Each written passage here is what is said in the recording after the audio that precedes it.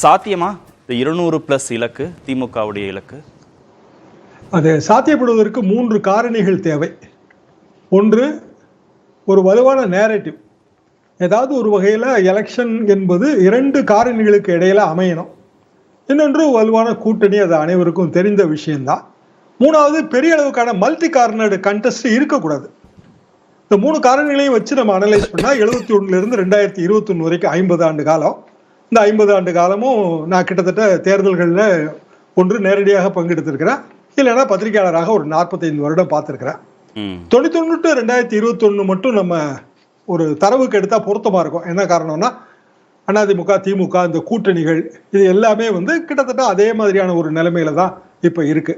அப்போ எப்போ 200 சாத்தியப்பட்டது அந்த புள்ளி விவரங்களை பார்த்தா 2021 2006 இந்த ரெண்டுலையும் சாத்தியப்படலை.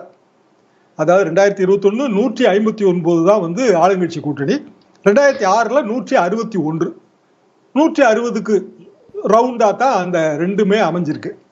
ஆனால் 1991 2011 வரைக்கும் 225 219 196 203 ஒன்னா அதிமுக இல்லைன்னா திமுக மாறி மாறி 1991 2011 வரைக்கும் வந்திருக்கு. அப்படின்னா 200 என்பது சாத்தியம். ஆனால் இந்த எல்லா தேர்தல்களுக்குமான ஒரு காமன் நேரேட்டிவ் என்ன அப்படின்னா, ஏதாவது ஒரு வகையில வாக்காளர்கள் ஏதாவது ஒரு முனையை சூஸ் பண்ண வேண்டிய ஒரு கட்டாயத்துக்கு போயிருப்பாங்க, ஒரு நிர்பந்தத்துக்கு போயிருப்பாங்க. ஏதோ ஒன்றுக்கு எதிராக இருக்கும், இல்லைன்னா ஏதோ ஒன்றுக்கு ஆதரவாக இருக்கும், இல்லைன்னா சில நேரங்கள்ல சில அலைகள். இப்போ உதாரணமாக 91 ராஜீவ்காந்தி அலை, இப்படியான சில அலைகள் இருந்திருக்கும். 96 உதாரணமா சொல்லலாமா? 96 உதாரணமா சொல்லலாம். ஏன்னா 219 திமுக கூட்டணி வெற்றி பெற்றது. அது ஜெயலலிதா அவர்களுக்கான ஒரு எதிர்ப்பு அலையாக இருந்தது. முதல் முறையாக ஒரு முதலமைச்சர் வேட்பாளர் அதுல தோற்று போனார். 221 இல்ல? ஆமா, 221. திமுக 173, தமாக 39, இந்திய கம்யூனிஸ்ட் 8, ஃபார்வர்ட் பிளாக் 1. 221 219 என்னோட தரவு. 221 வச்சுக்கோமா. அப்ப 200க்கு மேல பிளஸ் 200.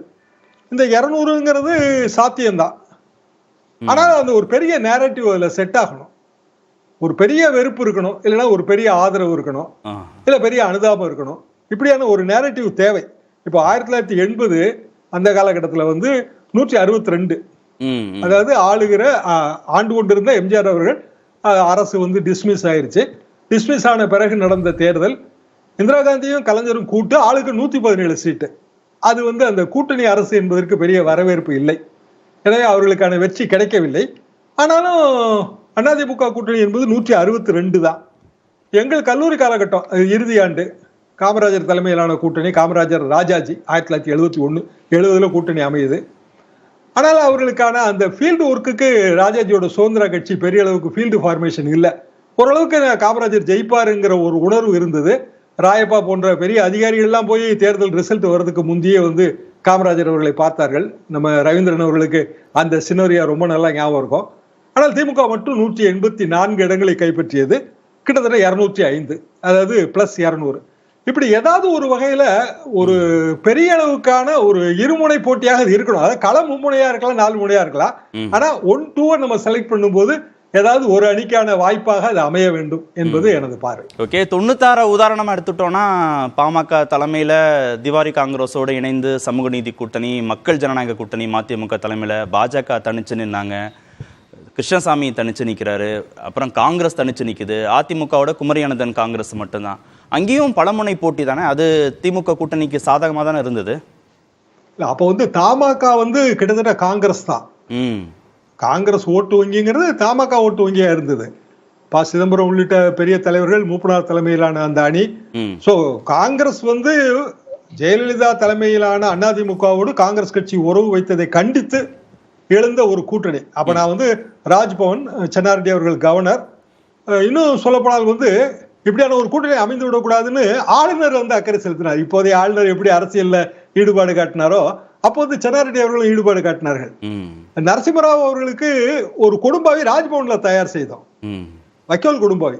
அதை எடுத்துட்டு சத்தியமூர்த்தி பவனுக்கு போனா அங்க இல்ல வேண்டாம், இந்த வைக்கோல் கொடும்பாவி எரிச்சா நல்லா இருக்காது, நரசிம்மராவ் அவர்கள் கட் அவுட்டே இருக்கு என்று சொல்லி கட் அவுட் எடுத்துட்டு வந்தாங்க. வடசென்னை மாவட்ட தலைவர் விஜயன் என்னோட நண்பர், அவரெல்லாம் வந்து அதுல அப்ப சன் டிவி வந்து நேரடி ஒளிபரப்பு, சன் டிவிக்குலாம் முதலே தகவல் சொல்லியாச்சு. அப்போ ஒரு காட்டு தீ மாதிரி அந்த செய்தி பரவிடுச்சு. அப்ப 3வது அணி 4வது அணிக்கு எந்த வாய்ப்புமே இல்லாம போயிருச்சு. திருப்பி களம் 2 முனையா தான் இருந்துச்சு. சரி.